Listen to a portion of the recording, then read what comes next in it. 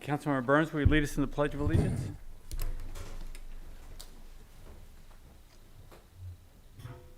Ready, begin. I pledge allegiance to the flag of the United States of America and to the republic for which it stands, one nation, under God, indivisible, with liberty and justice for all. Thank you, sir.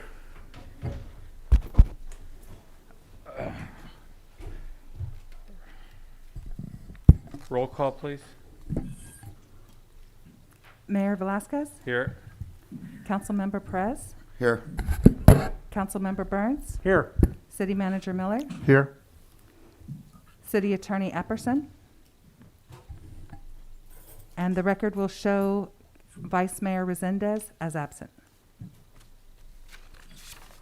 Verification of agenda posting. The agenda for the City of Hollister City Council special meeting of November 13th, 2021 was posted on the bulletin board on November 9th, 2021 at 4:15 p.m. per Government Code Section 54956. Thank you. Thank you. We'll go ahead and move to item A1. Thank you, Honorable Mayor and council members. Before I go ahead and introduce our presenters, I want to just first say thank you to Deputy City Clerk Nova for holding down the fort last week, getting out the agendas in spite of agenda management system going down. Thank you to Tracy Horgan from Caliber for helping to get the Maptitude going. Thank you to Robin Merrill, Shelley Lapkoff, and Janine Goblet, and a huge thank you to Information Systems and Technology Director Paul Da Silva for making sure that everything was up and going. And now I will go ahead and introduce either Robin or Shelley, or both. Thank you, Christine. I believe the order is that I'll go over the PowerPoint and then Robin will go over the online mapping software. Is that what you would like us to do? Thank you. Yes, if you could first, so maybe you can give us the population overall city and then by district so we can have a mental idea of what those district numbers are looking like currently. With that. Yeah, they were 40 people more than the last time I talked to you. Not because you grew, but because we found annex properties and a split census block. So it's 40 people more than we had, but I have it in a PowerPoint. And Okay. Are you suggesting I go right to that screen I first? just kind of wanted to know those numbers ahead of the meeting, but if you have it in PowerPoint, we can wait for that. Yeah, they're sort of in order. Shall I share my screen then? I'll do that. Let's see. Second here.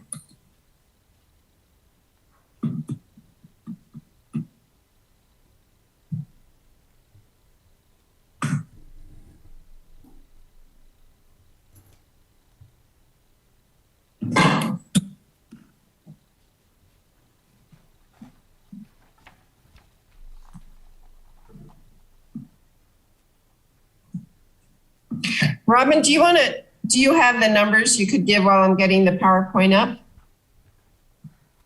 And I'll bring that up. Actually, is my PowerPoint up? Do you all see that? No, it's not up yet. It's coming up, I think. Okay, hold on. No, we don't see it yet, shall we? Okay.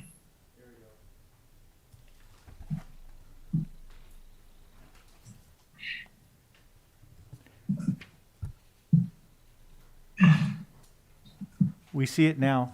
Do you see all that? Okay, good. Great. So this is the title slide. Is that what you're seeing now? Okay.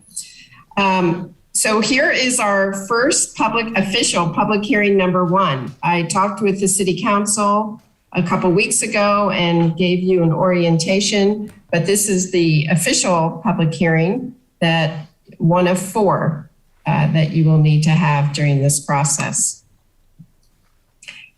In terms of our qualifications, we've actually been doing this for quite a while.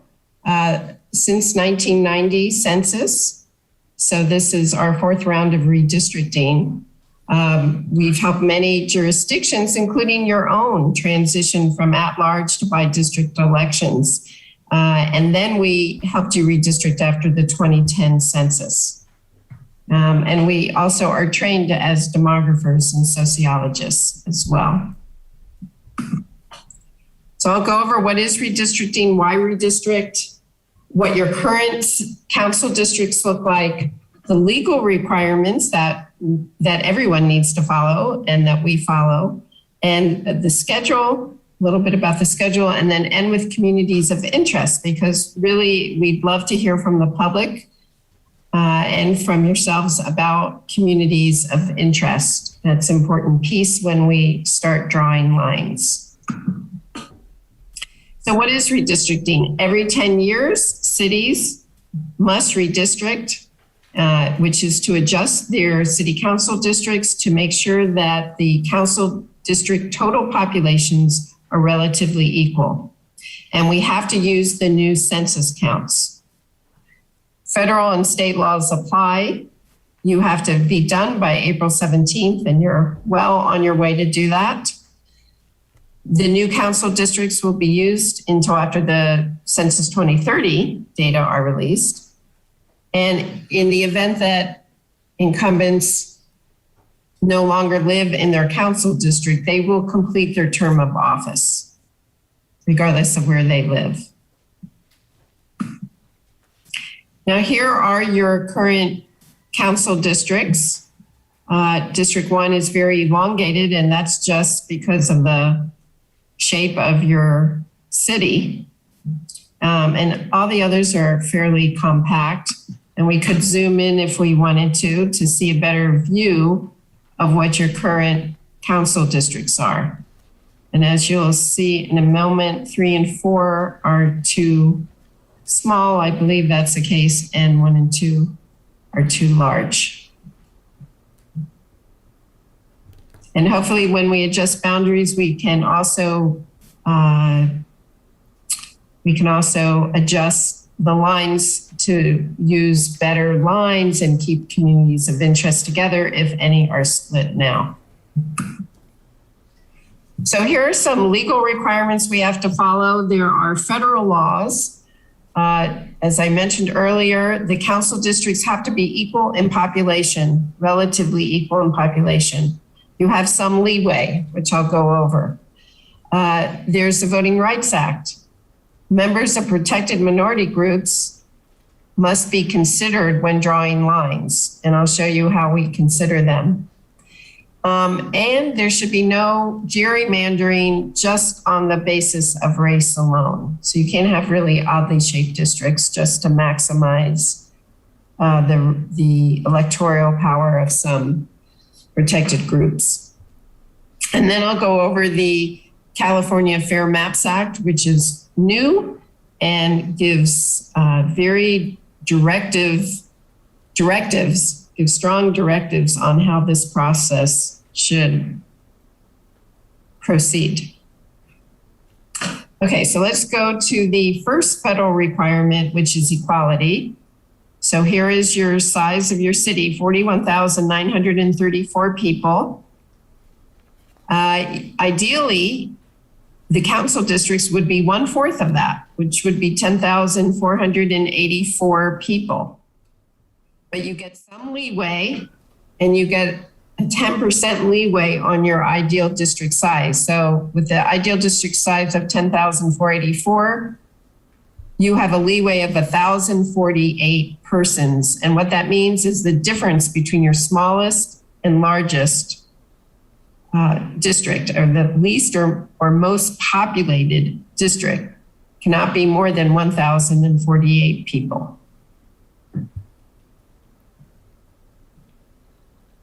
Now, here are the population numbers for each of your council districts. And as you can see, districts 1 and 2 are too large. And District 3 is a little smaller than normal, than ideal. but actually it's sort of within the range. But Council District 4 is way too small at 10% below the size it should be. And this gives you a planned deviation of 16.5%, and we are aiming for under 10%. So you must adjust your boundaries. And there's a couple ways we can get that 16.5%. One way is by looking at the percent deviations. So District 4 is minus 10%, and Council District 2 is a plus 6.5%. And we add those deviations, and that gives you the 16.5%. The other way we could do it is look at the difference between the population of Area 2 and Area 4. And that's 1,725 persons. And if you divide that by your ideal population size, you'll also get 16.5%.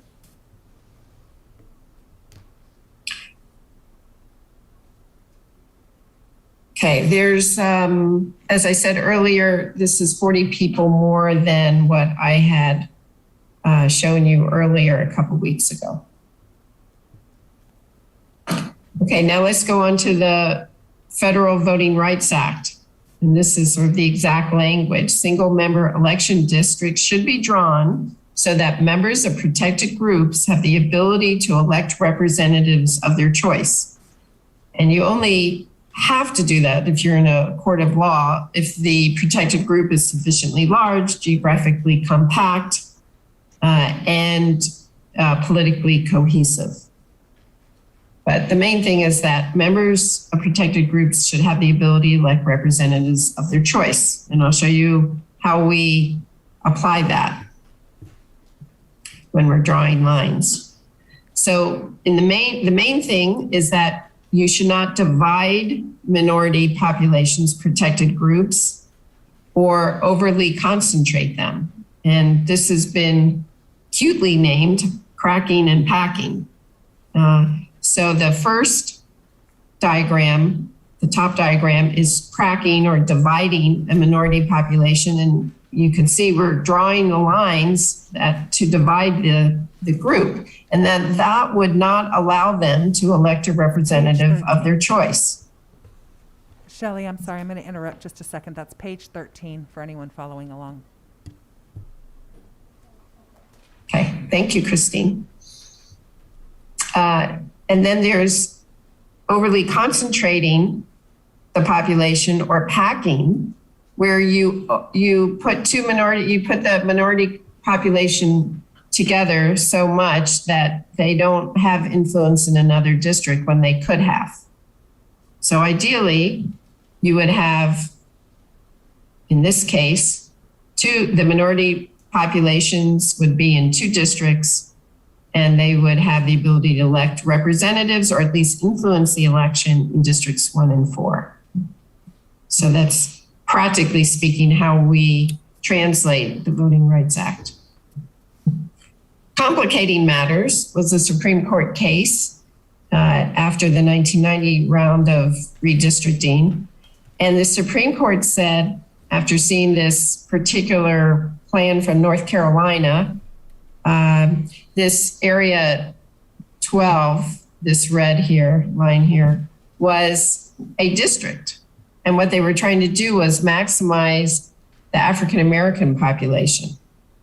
And this made its way up to the Supreme Court. And the Supreme Court said, no, this is not how you should interpret the Voting Rights Act. Do not go and gerrymander just on the basis of maximizing the ability of that group to elect representatives of its choice. So demographers are left without much direction about that. We have to take the protected groups into account, but we can't do it too much. We can't gerrymander. We can't make oddly shaped districts, which is sometimes in the eye of the beholder. But this one was clear. And that's why it made it up to the Supreme Court. Okay, so more information than what I'd given you last time. This is information on the race ethnic distribution in your district. And when we're concerned with making sure members of protected minority groups have the ability to elect representatives of their choice or their electoral power, it's a little hard to measure that. So there are 5 measures and they're all imperfect. So I just want to go over these measures with you. So obviously there's the total population that comes from the Census Bureau. And there's the voting age population, again, from the Census Bureau. This is your census count. And these are excellent numbers. I mean, there may be undercounting and overcounting, but they're fabulous numbers from a demographer's perspective. Now, you may remember there was a controversy over putting citizenship question on the census. And this is why it's the 3rd measure, which is citizens of voting age. Citizens of voting age is your key measure of the ability of a group to elect representatives of their choice. But we don't have good data on citizens of voting age. What we have is a very small survey with high error rates and some inconsistencies in the data, because we've worked with this data and it's not great. But it's the best that we have for measuring citizens of voting age, or CVAP is what people call it. And the courts use this. If you go into litigation, the courts will say a group that is 50% CVAP plus 1 person is the official amount that's required to consider a protected group to have the ability to elect representatives of their choice. So it's as important from a legal standpoint, and also when people look at these data, that's what they also look at when they want to make sure that their district is strong enough, they look at the CVAP. The other measures come from the Register of Voters. So we have registered voters and actual voters, and it's the full data. So that's fantastic data that we have the full population of voters. The bad news is that when you go in to register to vote, you're not asked what your ethnicity is. So what we what demographers do, and they've been doing for decades, is they take the last names of people and they match it to a list, and they estimate how many have Spanish surnames and how many have Asian surnames. And these can be, the problem is there can be false positives and false negatives, especially for women who, when they marry, often change their last name. So if they've changed to someone with a different ethnicity, then that can often put them in the wrong category. So I just want to give you those caveats on this data, but those are the 5 measures we use to measure the electoral power or influence of a protected group. And as you can see, if you look, for example, at, well, let me just say the total population, you start with 41,934 people. 30,328 were 18 and over, but only 24,808 are actually citizens. So these are the ones eligible to vote. We have another measure, registered voters, 21,349 registered voters, and this is as of the 2020 presidential election. And then in your city, 16,846 voters actually cast ballots in the last election. And what's of note here is the Latino Hispanic measures drop significantly from the total population. While Hollister is 69% Latino, it's 58% CVAP. And when you look at actual voters, 52% of the voters are estimated to be Latino. Your other protected groups would be Blacks and Asians, and they're very small in number.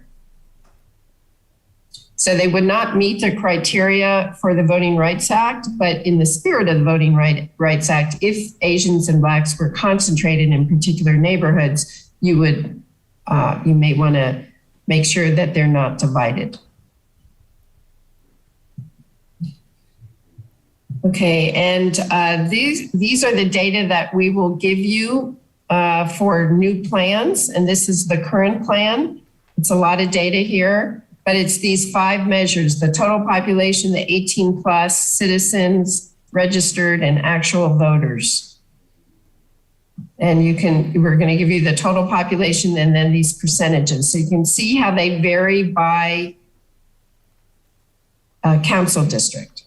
Okay, so let's say going over to actual voters, you can see that council districts 1 and 2 are highly Latino at 59% and 65%, and 3 and 4 less so at 45 and 41%. And then I just want to mention something, and I'm going to get a little nerdy on you about the population. It was very awkward to measure the actual population according to the census in council districts 3 and 4 because there was a split block. So when I showed you numbers earlier, we manually split that block and your deviation was 16.5%. If we don't manually split this block, which we're not going to do for new plans, it would have come out to 17.7%. This doesn't really matter because you're above the deviation that you're allowed. So we're going to have to do new plans. But in these new plans, we're not going to be splitting the census block between council districts 3 and 4. And I have more information in the appendix if anybody's interested, but that's why this number is a little different than what I showed earlier. Shelley, I'm sorry, I'm going to interrupt just again. When Sure. we didn't have the last slide or any slide, this slide, or probably any additional slides, we only had one. The racial gerrymandering is not permitted for slide 14. So if there's any way we could possibly get that afterwards, I can get that to council. Oh, I revised the PowerPoint from 3 weeks ago. I wonder if you only have the earlier one. Okay, well, I have some more slides here. Yes. Should I keep going then? Yes, I'm requesting a copy that I can get to council and Yes. the public. Should they? Okay, thank you. Yes, of course. I'm sorry that it didn't work out that you don't have the actual copy. Okay. This slide is an interesting one. It shows your council districts with the population, the pies, the shape of the pies indicate how large the population is, and the color of the pies indicate the race ethnicity of the people as counted by the census. So the blue areas are Latino or Hispanic origin. Green is the white population. Red, which is really hard to see on here, would be African Americans. Light blue are Asians, and brown, all others. But really, it's occasionally you see here's some Asian populations here in 4, but basically you see a sea of blue and some green. So this gives you an indication of the distribution of the race ethnicity in your city. And these are the 5 measures: total population, voting age, CVAP, registered and actual voters, for just the Hispanic Latino group, because they're the key ones that are large enough to be protected under the Voting Rights Act in your district.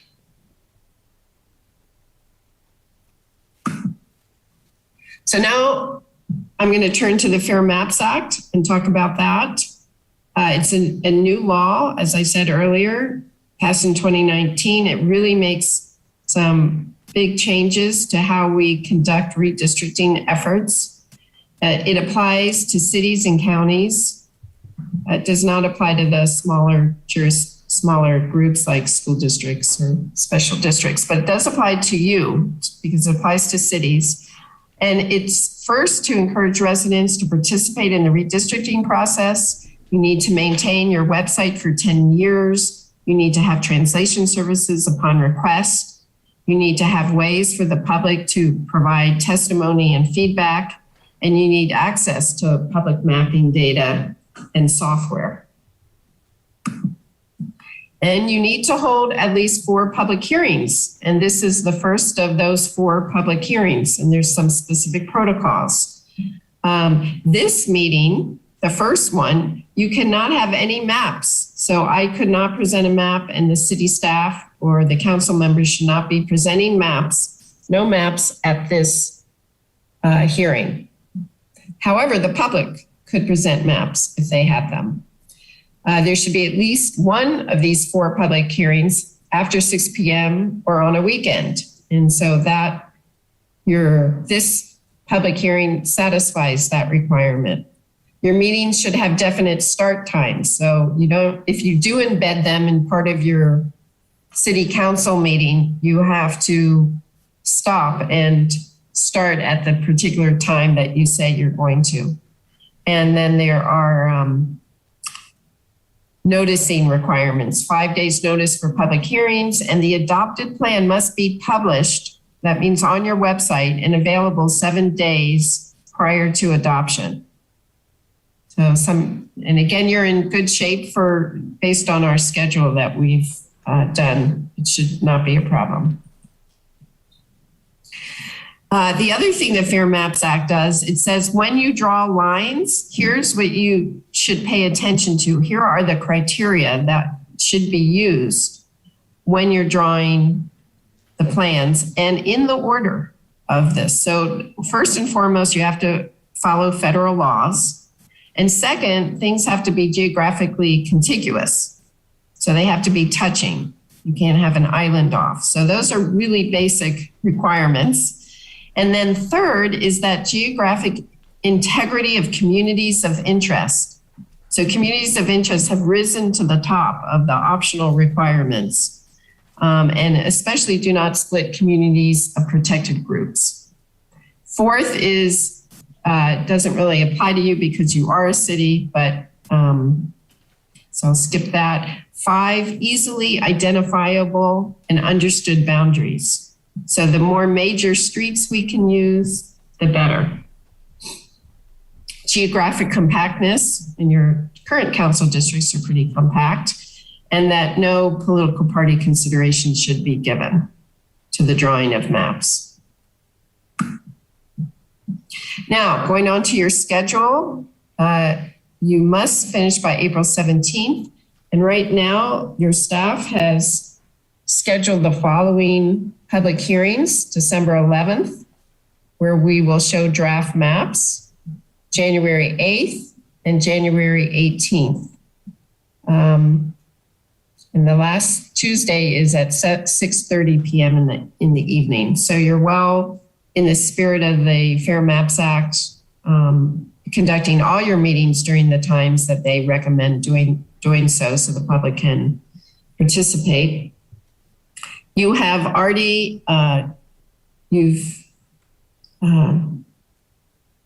already engaged in an online mapping software, so members of the public can submit plans. That's great. And your city must continue to have their website online for the next 10 years till the next process happens.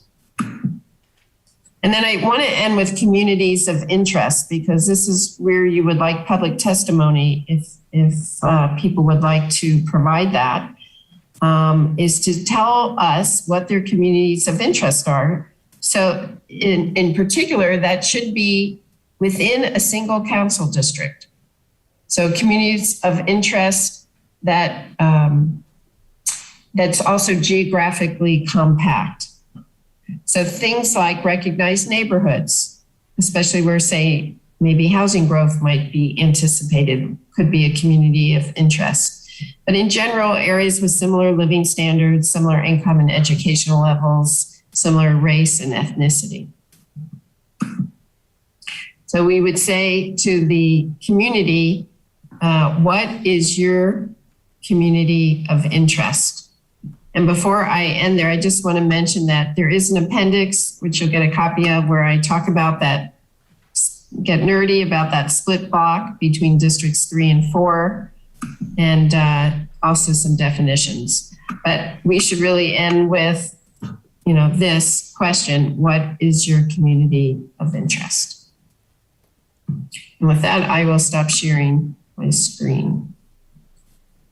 And I apologize for somehow not making sure our PowerPoint was available to you in advance. My apologies too. Sorry about that.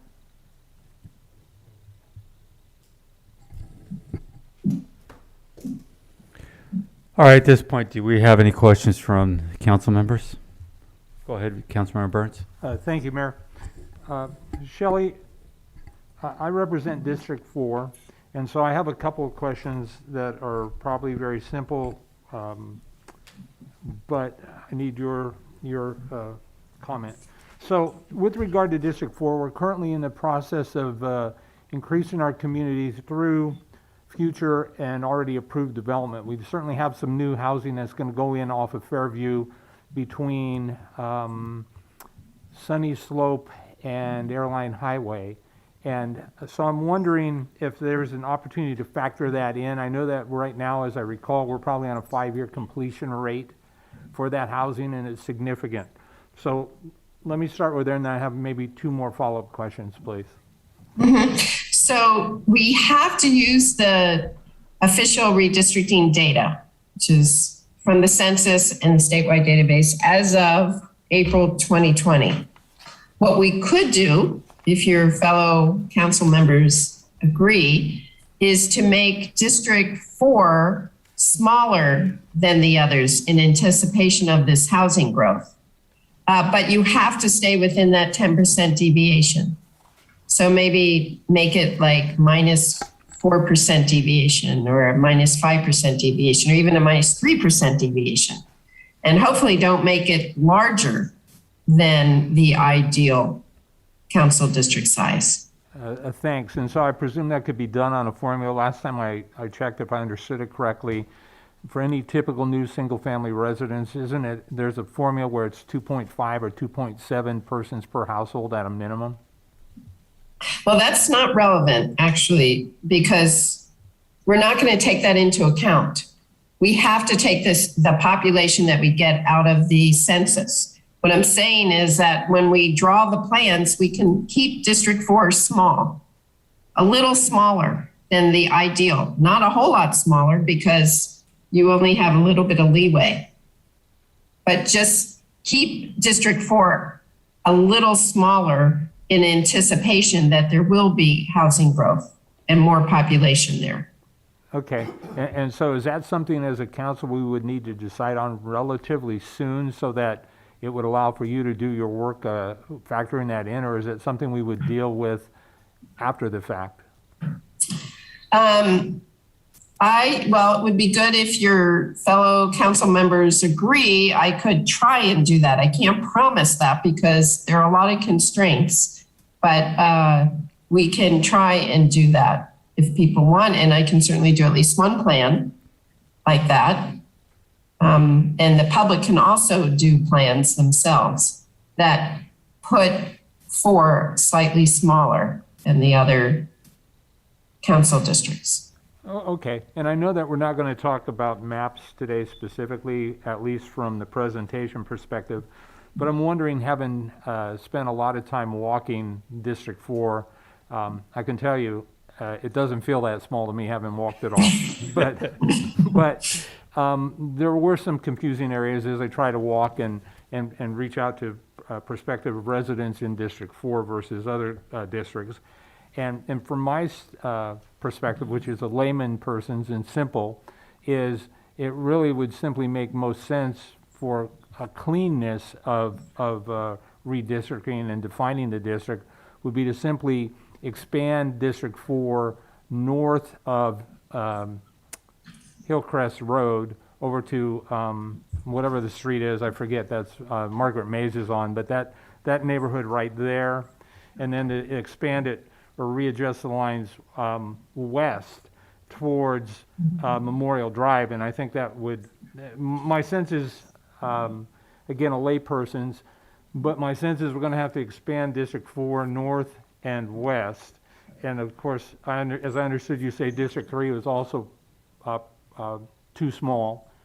And so that would, again, have to move those boundaries potentially west and north as well, because it doesn't seem like there's a whole lot of opportunity to go south, and there certainly is no opportunity to go east. So those are just my initial thoughts and comments. And then final question at this point for the city clerk. I'm sitting here at the dais and I'm looking out and the audience is very sparse. Is there a way for us to, number one, track who may be viewing or will view this in the future from the Zoom meeting to track those numbers? I think it would be helpful to make sure. I mean, really one of the reasons this council chose Saturdays was to try and engage our community. And I do know I've seen some noticing go out for this meeting, and I'm a little disappointed, to say the least, by the lack of participation I'm sensing so far. But I do think it's important for us as a council to continue to do these things at our inconvenience for the benefit of the community. And it would be helpful to know those numbers to make sure that we're hitting the target that we're hoping to hit. And so with that, I will be quiet for now, Mayor. Thank you. Thank you, sir. I can tell you that CMAP is here recording this so that it will be on Channel 17. It's on Facebook, Live, YouTube, and Zoom. Is there a way to be able to tell how many hits we get on? We can't tell exactly who's watching. Well, if that's the best we can do, then that's the best we'll do. Thank you. Could I comment on that? Go ahead, ma'am. Our experience is that there's more public participation once there's some maps out there. So these pre-map meetings often do not get many people coming out. Thank you. Thank you. Councilman Perez, do you have a comment at all? Question? Yeah, I just, I really don't have much. I'm just kind of interested in seeing how this is going to play out when we must comply with the laws, but there are trade-offs, and it's kind of mixed up for me. So that's it. And yeah, and I know that it was just a slight mishap with all the pages and everything, but with me and my ADD, it's like I'm a little all over the place, but I'm following. Thank you. I have a couple of questions. Can you please clarify contiguous as far as the lines, boundaries? In our city, Yes. we have city, county, city, county, city, county. Is it, say for an example, the north side of a street is one district, and the other southern side is another district, but there's gaps in between heading west or east. Which side would take that? Would it be the district to the south of it, or the district to the east of it? How would that work? Because a lot I of wonder this if do you mean all those holes in your city? yeah, we have a lot of holes. Is in that our what you're city. talking Exactly. about? That's exactly right. That, I mean, How would you? I've just been assuming that we have to take whatever the closest, the closest. and that so would be contiguous. if one is across the street closer, that would be contiguous. But if one is further to the east, but on the same north side, that would not qualify as contiguous, as it gets filled in. Part of the issue we have is, again, some properties were not master planned, so it's there's blocks, island blocks throughout. Right. So normally it would be contiguous, but it's not. So Right. does it mean it defaults to the one closest across the street, even though that can create some issues down the road? Yeah, I think it would default to your, I mean, I'm assuming it would default to your closest, wherever the hole is, whatever would be closest to that. But I guess the question, you could maybe go north. Like, let's say you had a hole, you could go up rather than sideways. as long as we go in one direction, we just can't skip over some territory. Right, that's what makes this kind of odd. The other question, Yeah, the other questions I had for you are the public participation. I saw a lot of rules here about those can participate, and the restrictions from those that have been involved in campaigns or different things, had run for office, and so Yeah. on. So can you please clarify that so we're clear? Because we set the ground rules early so the public knows how this works, and we don't have an issue coming down the line. yeah. I don't think that's an issue because that applied if you had a commission that was going to advise you or be independent and make the decision. So if you had set that up, then there were rules about who could be on that commission. Great, thank you. But you're doing it yourself, so, Perfect. Just wanted clarity on that. Thank you. okay. That's all the questions I have. Can we open to the public now? I have no speakers, Mr. Mayor. Elia, of course. You didn't fill out a card? Did you fill out a card today? I didn't fill out a card yet. Okay, well, fill it out afterwards if you have a question.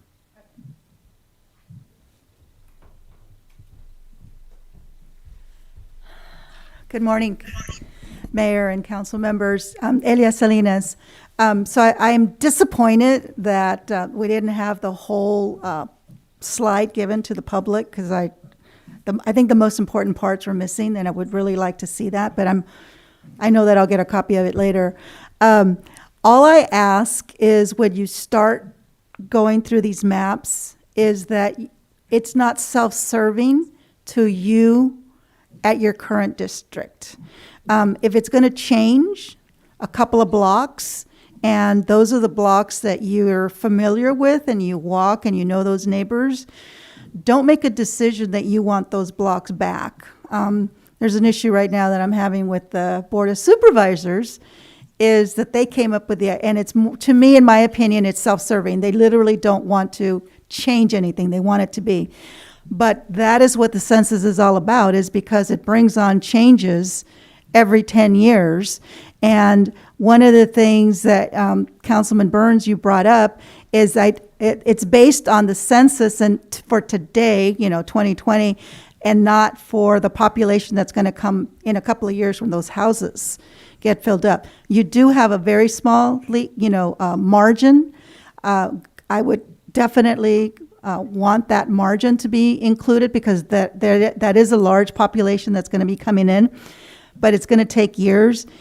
And we don't know how many years because also, again, there could be changes in the economy and we could have something that actually stops the growth for a while based on the economy. So if you were to change your margins based on what you think the future is going to be, and we really don't know what the future is going to be based on the economy, you don't want to then have less representation in your district because you anticipated what the future was going to hold on new development. And then I have a concern, and I know that it's legally, it's to protect, certain ethnic groups to have more influence or power or say so. But I also, at the same time, I personally find it a little bit of keeping that group together and not being able to combine them with other people. I think you're able to separate, and I don't want to say that it's racist to keep them together. There's a reason why people have to live in because of socioeconomic reasons they live there. But don't keep a district a certain way just because you want to keep this district. It's so that everybody gets representation and they get themselves involved. So, thank you. Thank you. I have no more speakers, Mr. Mayor. Thank you. So the next steps is you'll be bringing in some of the maps that you're looking at, or? My next step, are you asking? Yes. Yeah, so we will do at least one draft map, maybe a couple draft maps, and the computer software is up. And so anyone can draw a map. So if people have submitted maps, we will present that also at the next meeting. Okay, but this is not something the council members could draw maps on for I think presentation? you could, yeah. Okay.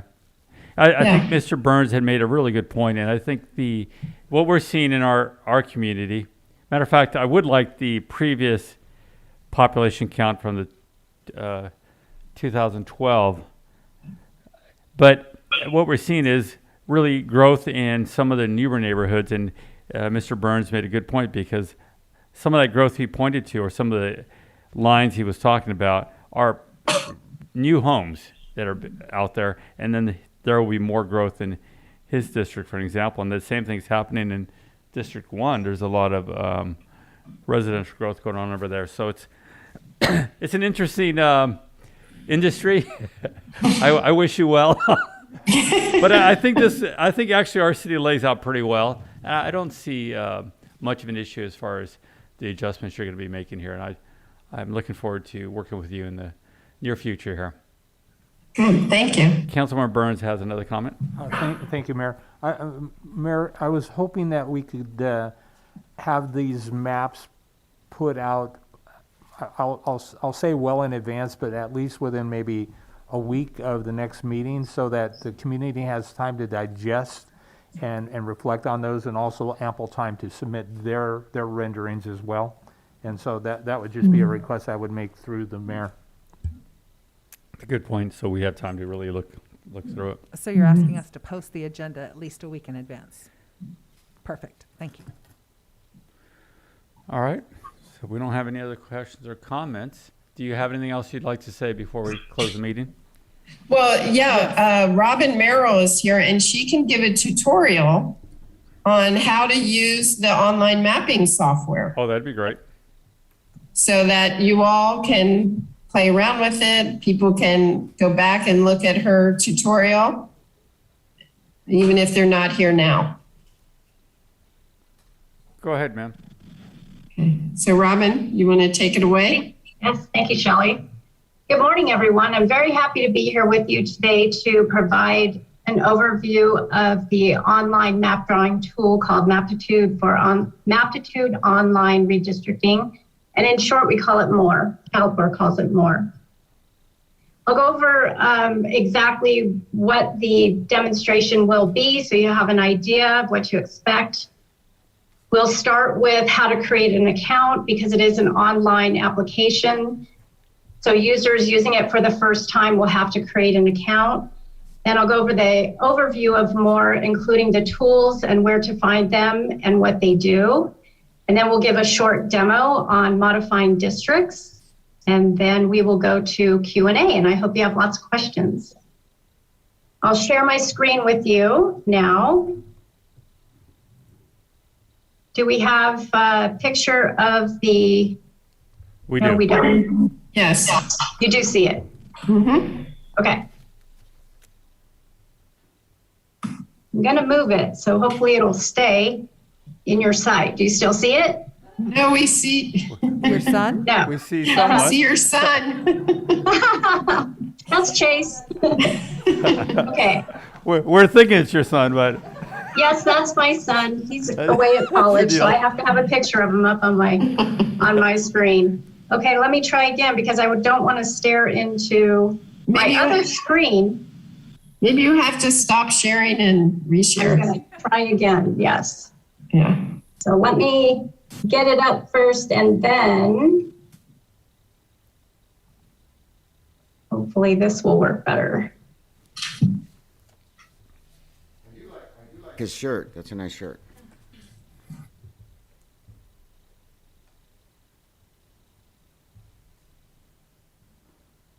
Okay, we see it. Okay, Yeah. great. Thank you.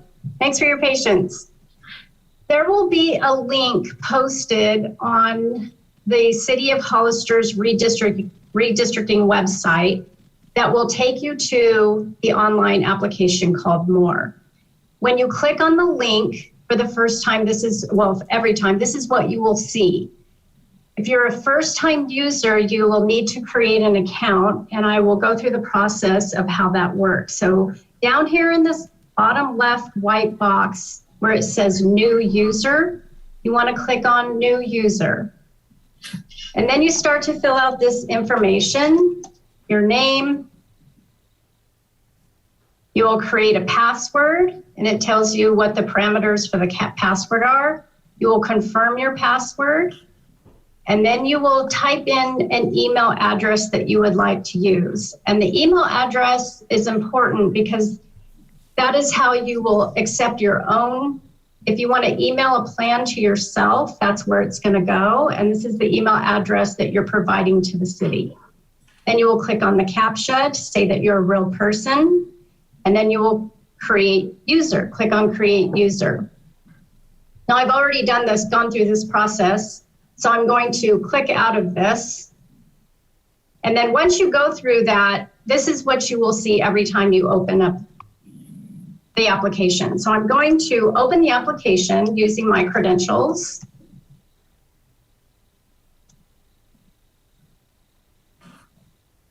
I'm going to log in. And it didn't work. Okay, let's try it again.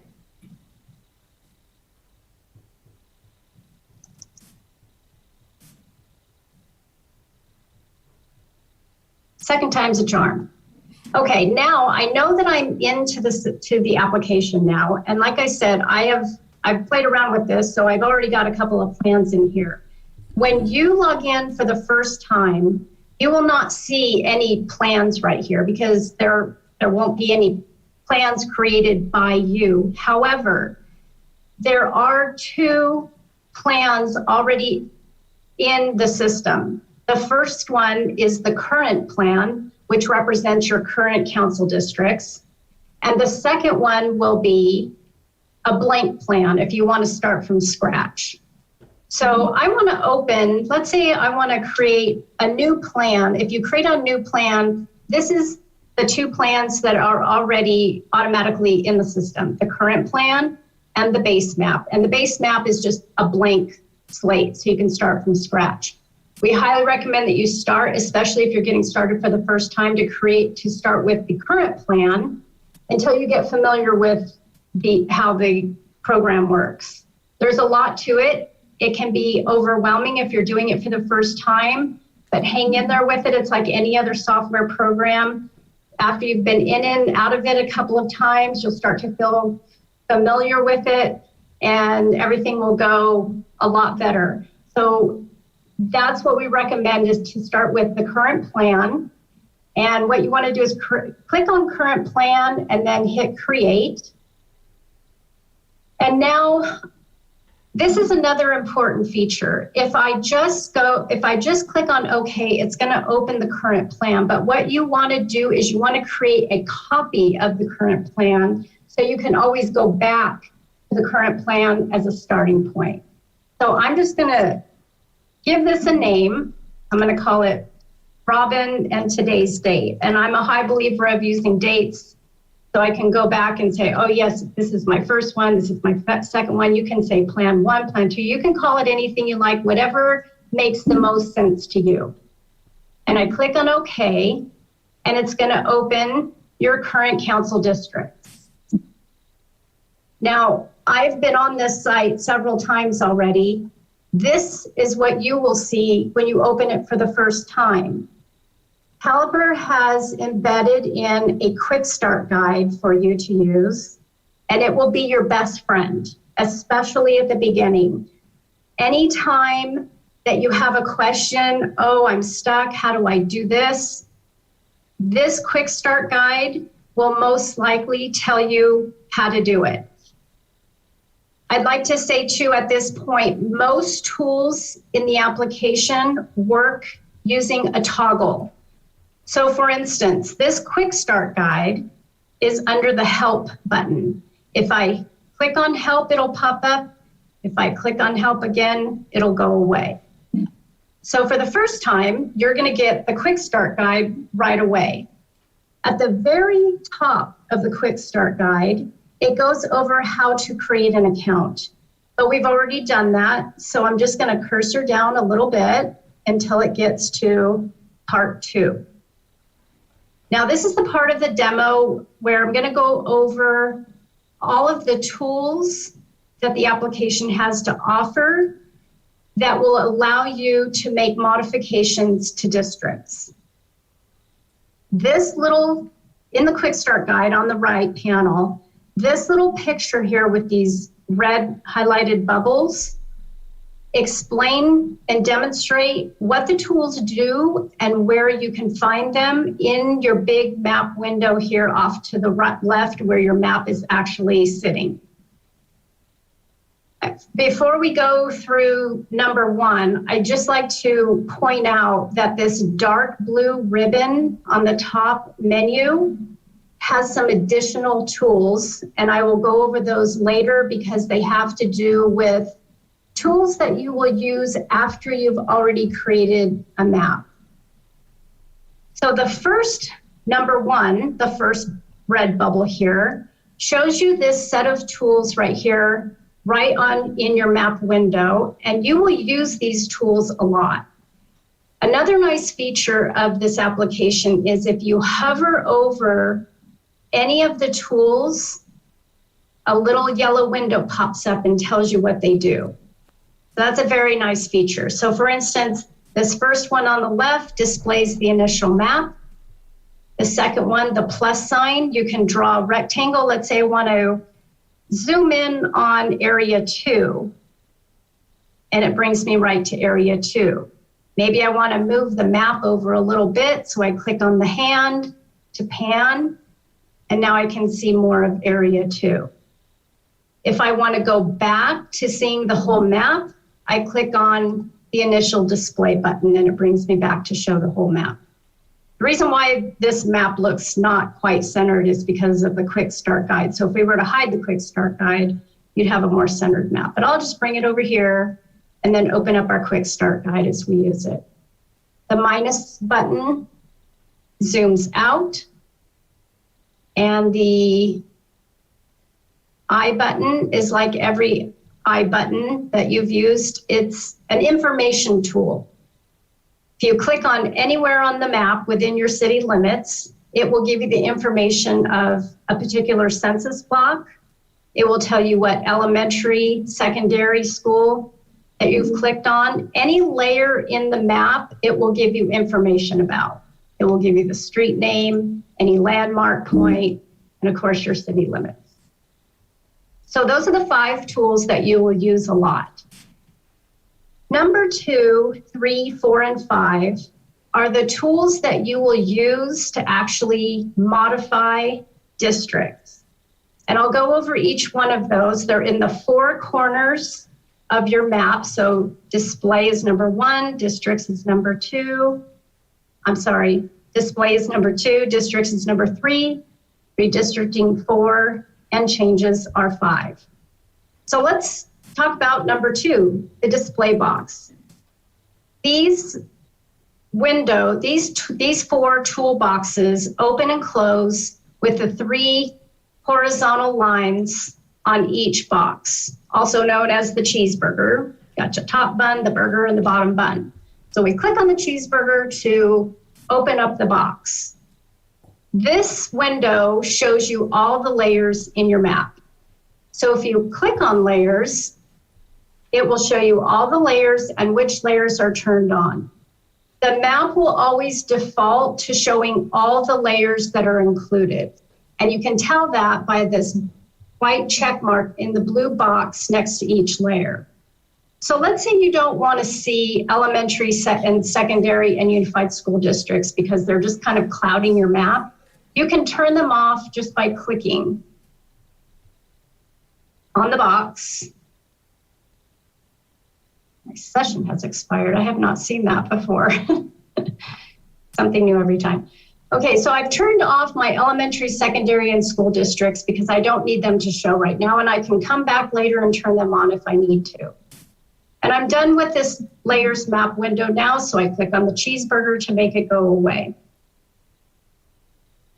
Now we're going down to tool number 3, which is called districts. And by the way, in your quick start guide, I'm jumping ahead of myself here, it will give you an explanation of all of these tools and what they do and how to use them.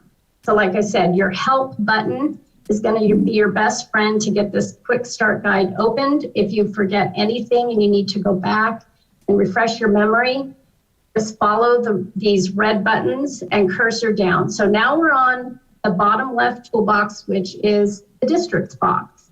And what that means is these are your statistics of your current districts. It shows each council district, number 1 through 4.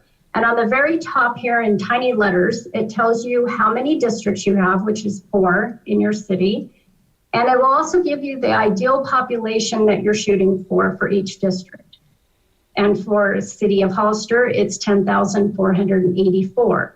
And it will tell us the total population for each district, the deviation, the percent deviation, and then it also gives you all of the other additional population fields that are included in each district. So we have total population by race, ethnic group, and then we have also the voting age population, 18 plus, total and by race, ethnic group.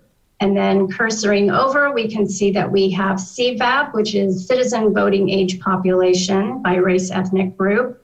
And then we've also included some number of registered voters and number of total voters that Shelley went over earlier in her presentation.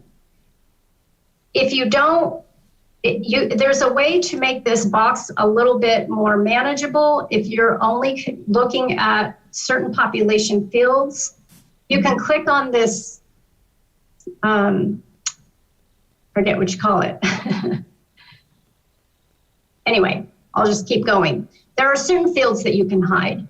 So let's say I'm not really interested in seeing the CVAP down. I can click on all of these fields. Oh, I guess you have to do it. Anyway, you can click on all these fields, put them over here to hide them. And then when I close the box, well, it's not letting me do that, is it?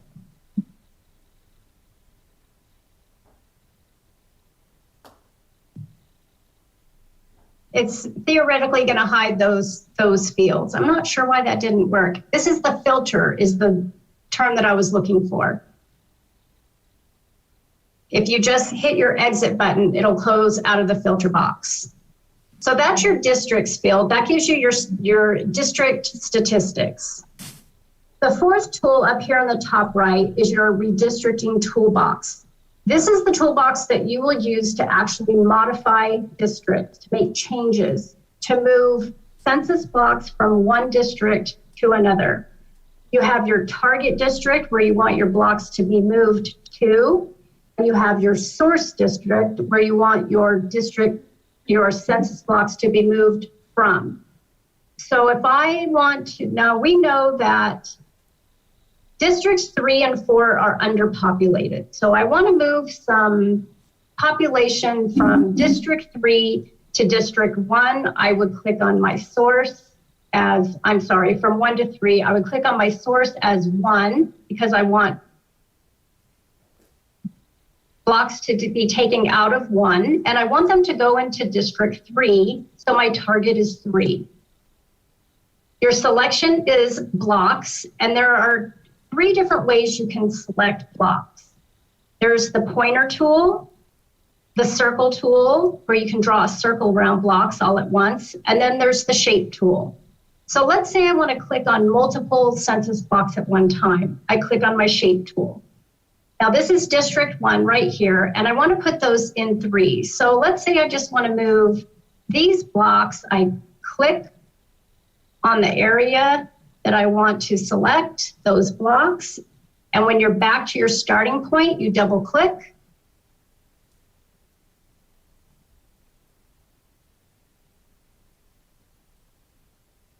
I don't know why it's not letting me do that. It's very strange. I'm going to log out, if you'll just bear with me for a minute, because I think that the system somehow is tired here, and log back in.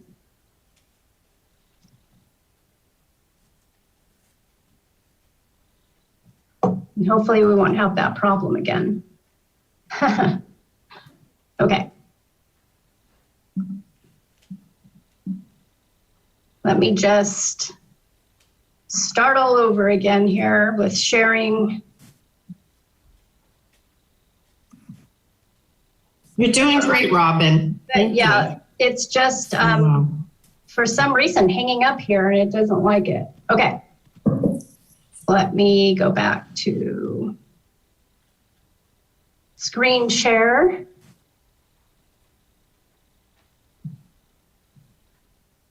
Okay, does everybody see the login access window for Maptitude Online? Yes. Everything great. Okay, I'm gonna log back in.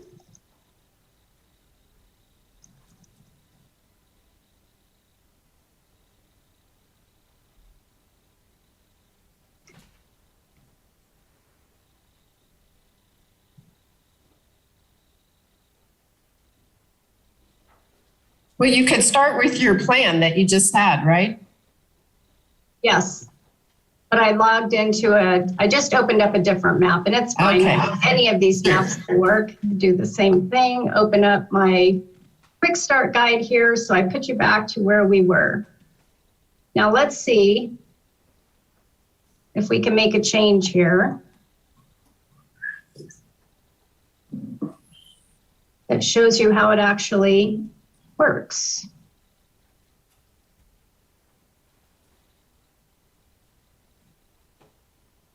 I'm going to move some blocks from 1 to 3. So I already have my sources 1, my target as 3. I'm going to click on draw a shape, and I'm going to click on these blocks here, double click to end it. Now the system is very sensitive. If it touches any of the surrounding blocks, it's going to select those too. So I can either click the X button to start all over again, but it's easier for me to deselect the blocks that I don't want to include. So I'm going to click on the pointer tool. And again, it works like a toggle. So I'm just deselecting the blocks that I don't want to move from 1 to 3. And now I want to move this set of blocks from 1 to 3. I can look down here in my district, in my changes box, your pending changes, and it will tell you before you actually make the change, what your deviation will be if you make that change. So for example, my District 3 will be 2.2%, and my District 1 will be -7%. That is going to make my District 1 too small. So I'm thinking, yeah, I don't want to make that change. So I'm going to clear my selection. Maybe now I need to move instead some blocks from District 2 to District 3. So I'm going to change my source to 2. My target is 3. And I'm just going to click on my pointer tool here and click on a couple of blocks to see down here in my pending changes under percent deviation. I can see that this brings District 3 now to -1.5% and District 2 to 3.8%. And I think, yeah, I kind of like that. Looks like a nice clean line. I'm going to click the check mark to make that happen. And now I have the change made to the districts. So going back, this is why we highly recommend that you always make a copy of a plan so that you don't change your initial plan. You can always go back to that initial plan and start from scratch. There's no limit to how many plans you can make or submit. So it's always great to make a copy of a plan. So those are the 4 big toolboxes in each of the 4 corners of your window that allow you to make changes, modifications to districts, and gives you the information for each district. There are 2 final there's a final process that you need to go through when you think that you have the plan that you like. You're happy with your plan. You say, yes, this is the one I would like to submit or print. Before you do that, up here in the blue ribbon, there's a plan integrity tool. And before I do that, I just want to mention that this is included in the quick start guide. So after it goes through all of your tools, down here is verifying and submitting your plan.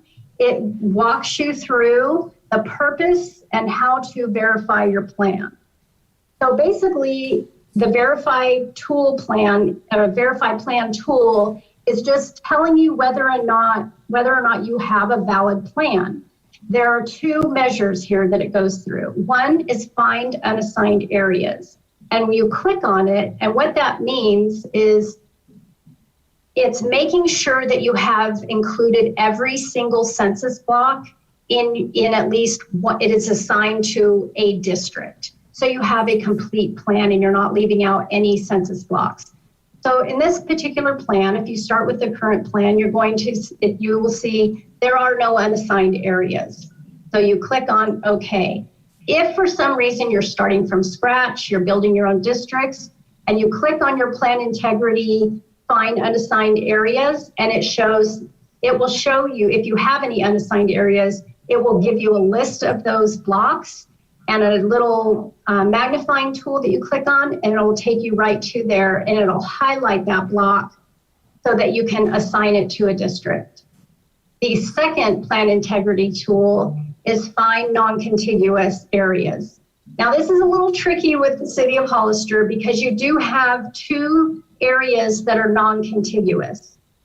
The first one, if you click on the first line here, it's saying that there's two in area 1 and 2 in area 2. You really have one in each district, but it's showing you the non-contiguous area, and it's saying here's the other area that it's supposed to go to. So you click on that and you click on your magnifying tool, and it'll take you right to that non-contiguous area. And we know that this is a non-contiguous area of District 2 already. So you're always going to get this report, even though you have no non-contiguous areas. The other one is in District 2. In District 1. It's in District 4. There's this little block here that you're probably familiar with. And it is always going to be a non-contiguous block. It has zero population in it, but it is part of within your city limits. So like I said, every time you do non-contiguous, check your non-contiguous areas, you're going to get this report. It's anything in addition to that. You want to make sure that you don't have any census blocks that, for instance, might be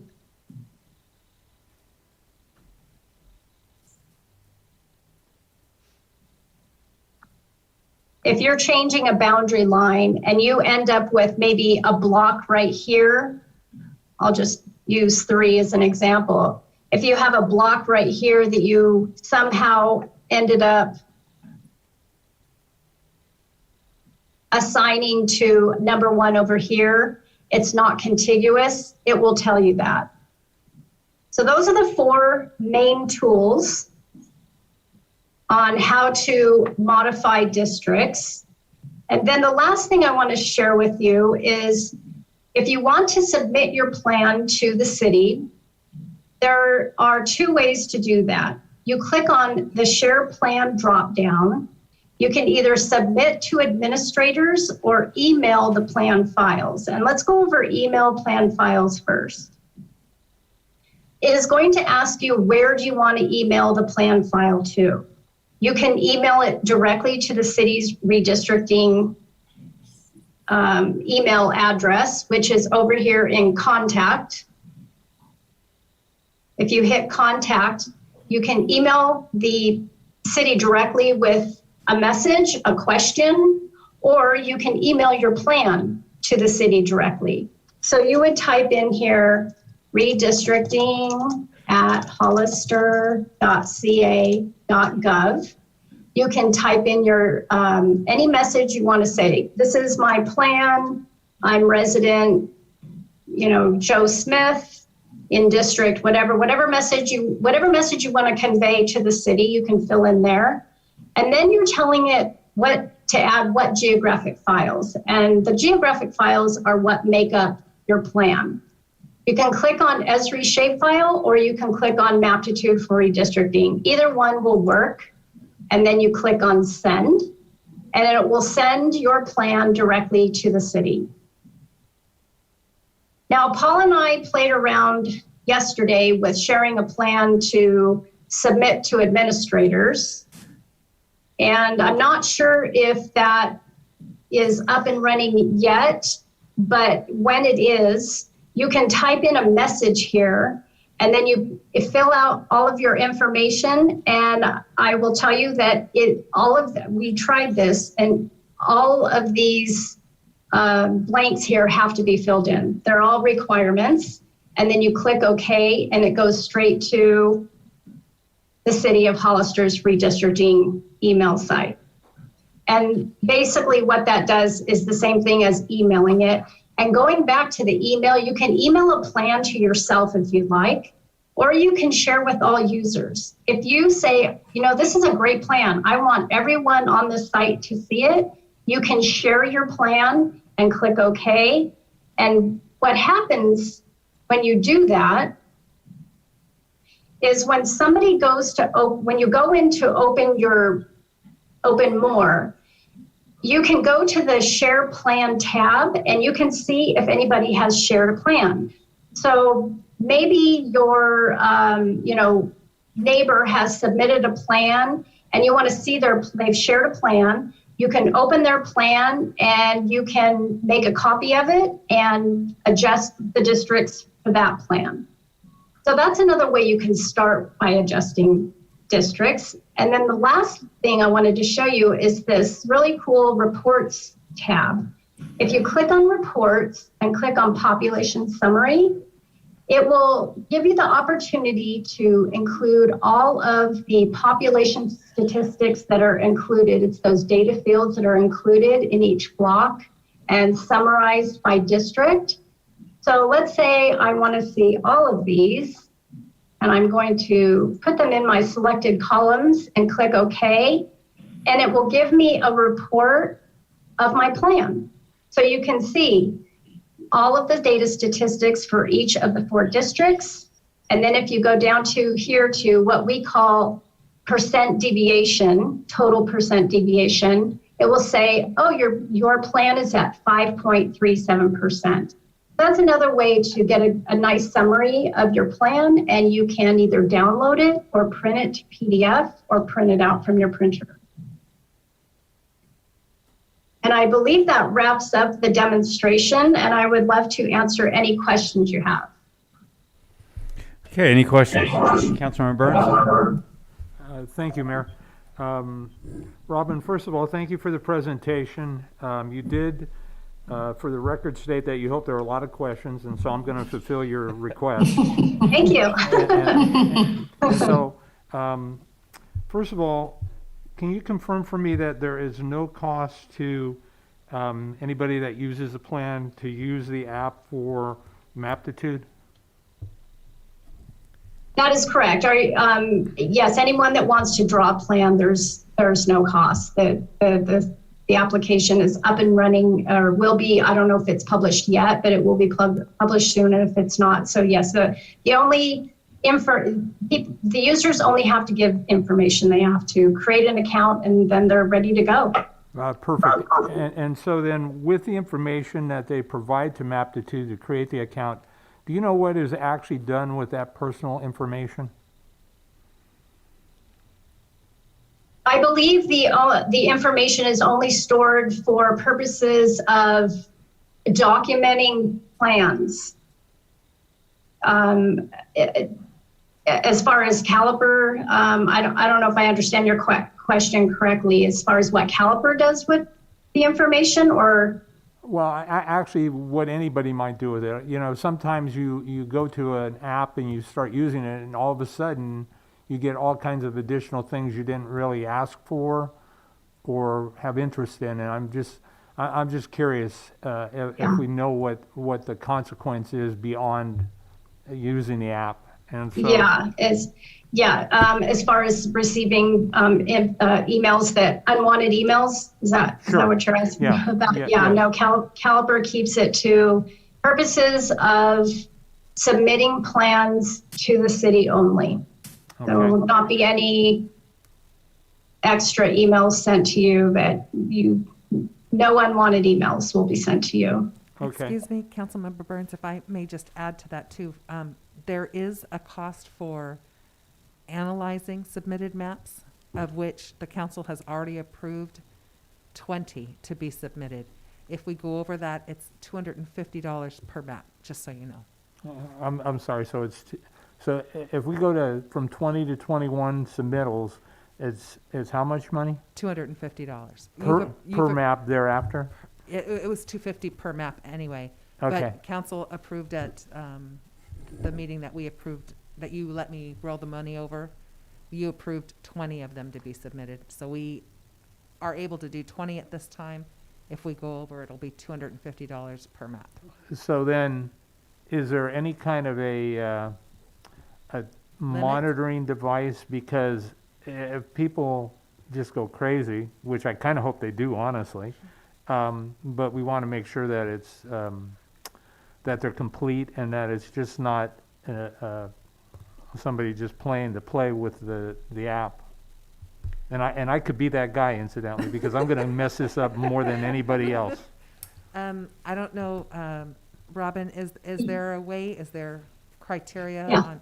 I think it's a two-part question. The first question is there's no limit to the number of maps that you can create.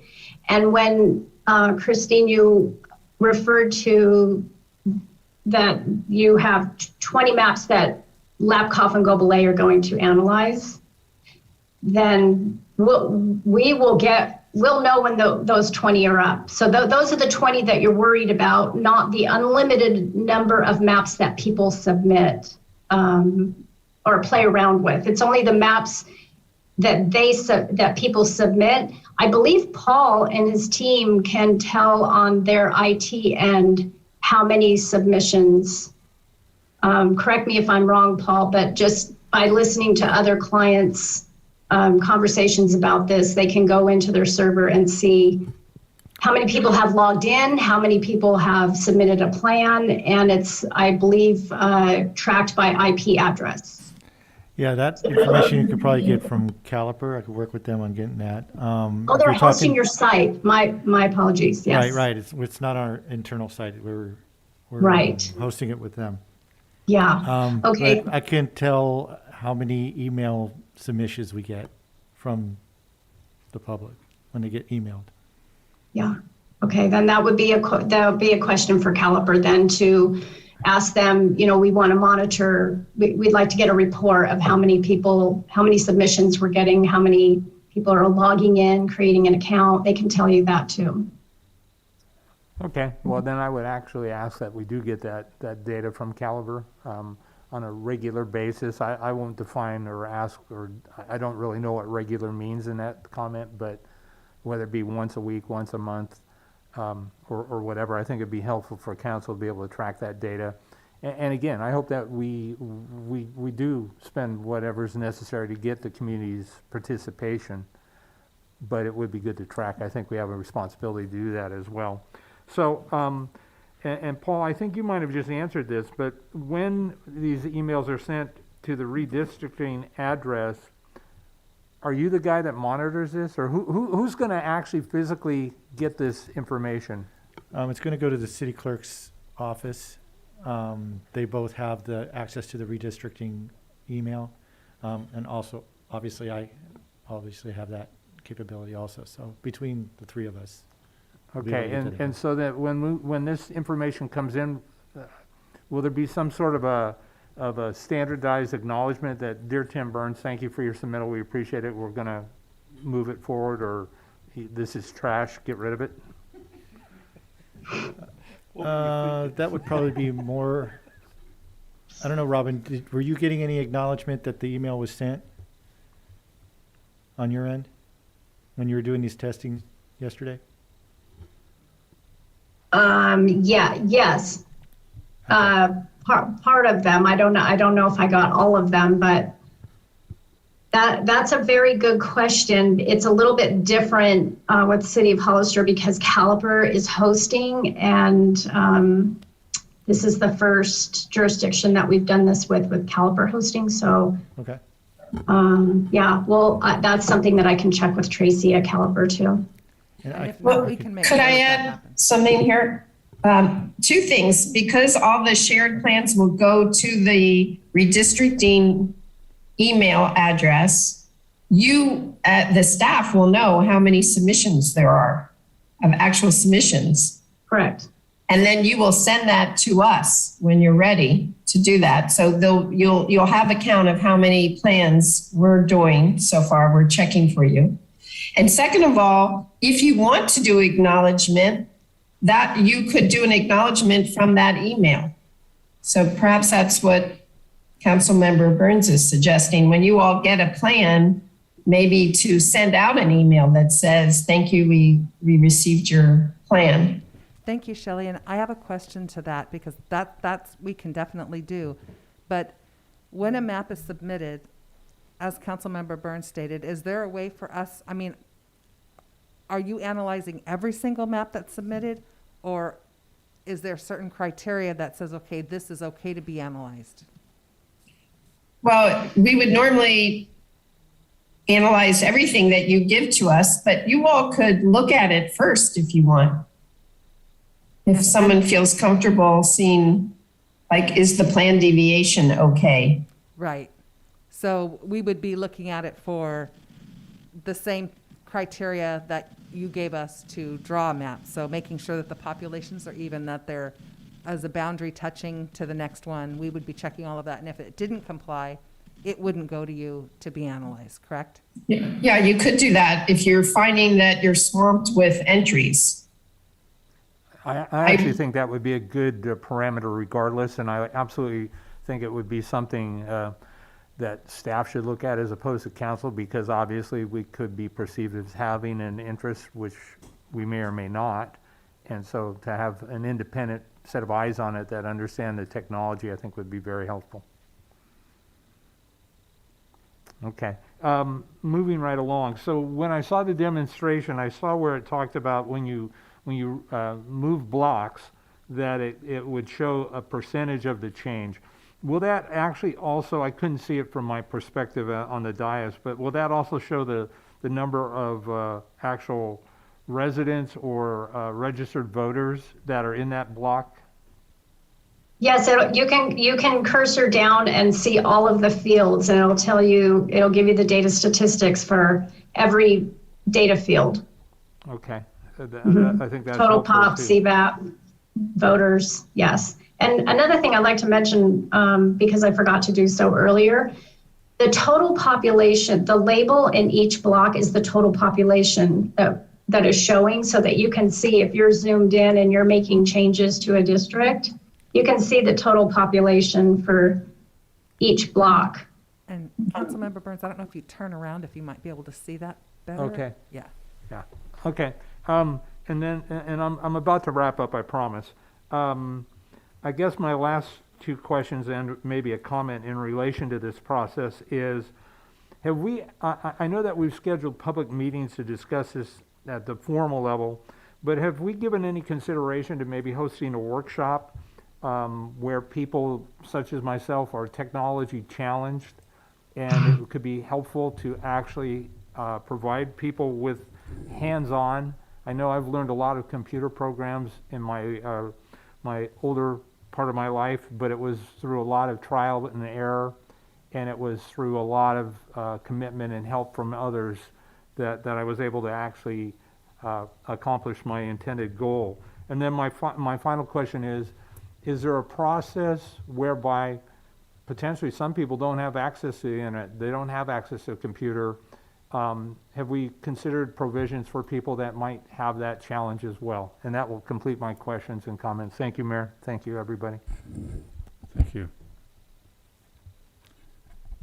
Did you want to go ahead and answer those questions? Shelley, I think there is a paper process to do as well, but again, we don't have computers here for the public to use.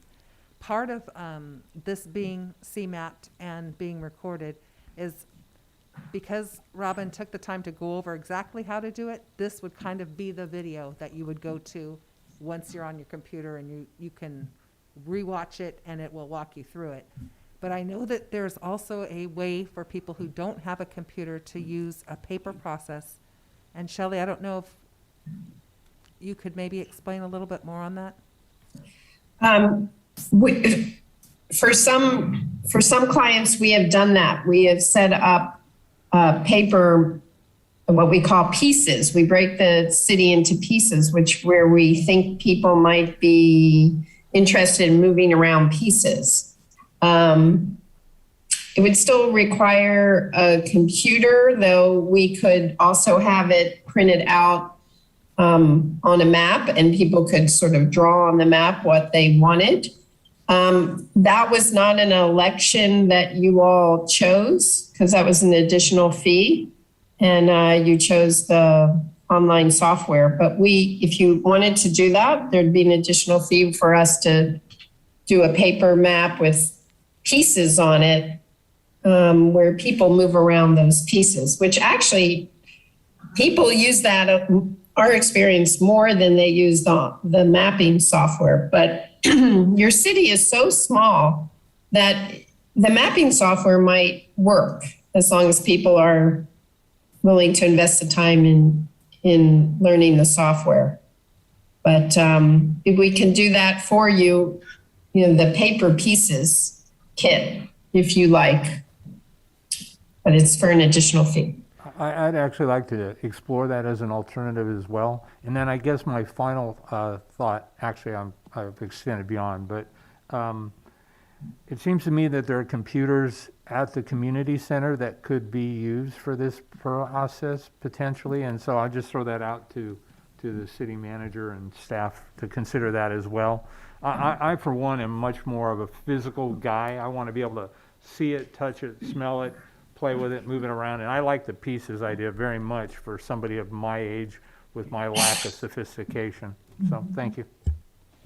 There's also the library. They can use computers there. So, and I think you're right. If they go back, spend the time watching the video, like all of us, we're going to have some time to learn this, or take some time to learn this, so we can do it right. And I think that's very important, because I don't think what we want is somebody just to show up and say, oh, I just want this for whatever reason, but to really spend the time and understand how this really works, and not just my neighbor lives over here, I want them in that district because they're my friend or something. We want to make sure this is really making sense for the entire community. And as you mentioned, it's a small city, and just spending the time here today, understanding the numbers. I think Mr. Burns, you said it right from the very beginning. I think you were correct on the northern part of the boundary that you were talking about.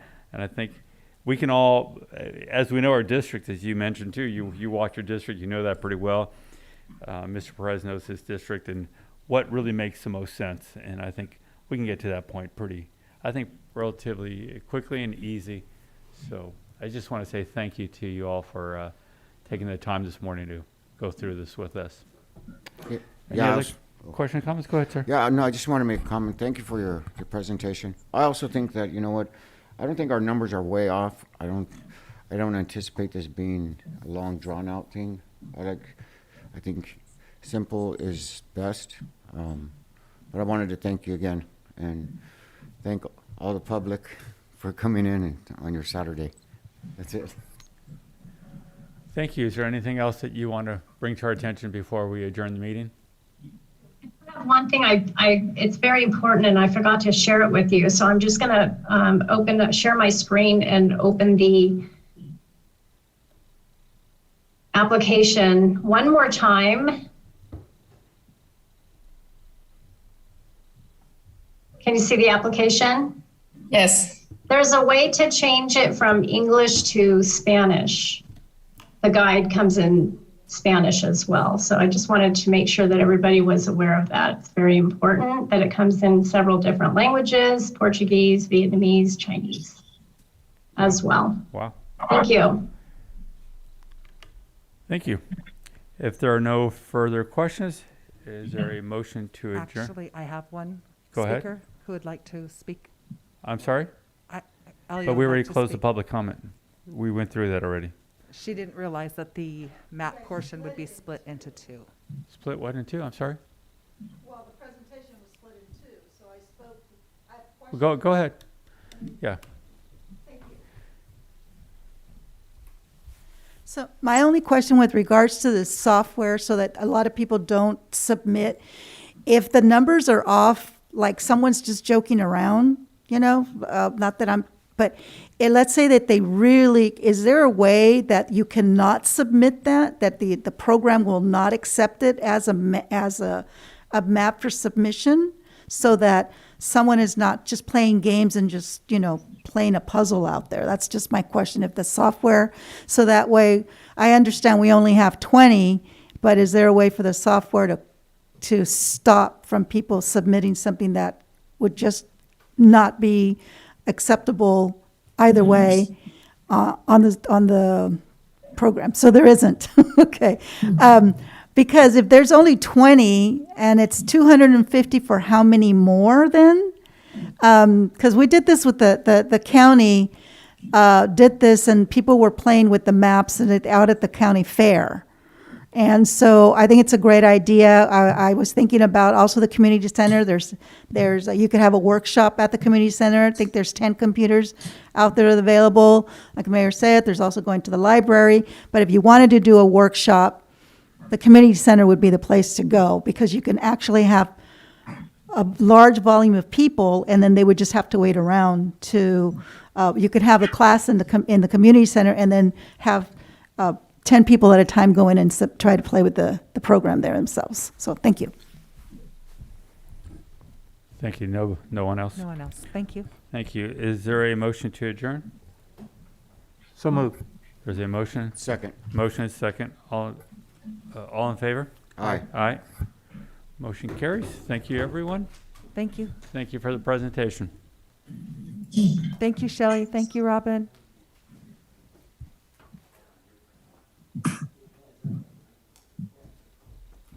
Recording stopped.